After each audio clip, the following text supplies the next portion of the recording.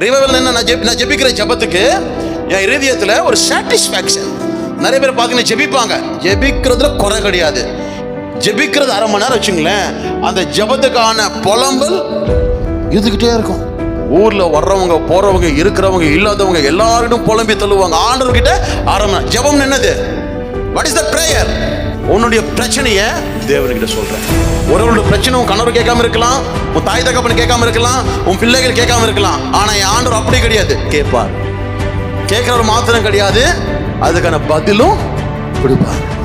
நீ ஜெபிச்ச ஜெபத்துக்கு நீ ஃபீல் பண்ணணும் உன்னுடைய ஹார்ட்ல. அப்பாட்ட சொல்லிட்டு he will take care any moment. எப்ப வேணாலும் அது அப்பா செஞ்சிருவார்ல, செஞ்சிட்டாரு, அவ்வளவுதான். அதை பத்தி நான் கவலைப்பட அவசியம் கிடையாது. It's a revival. உங்க நாவினால ஜீவனையும் மரணத்தை கொடுக்க முடியும் அப்படின்னா ஜெபம், prayer, it's a powerful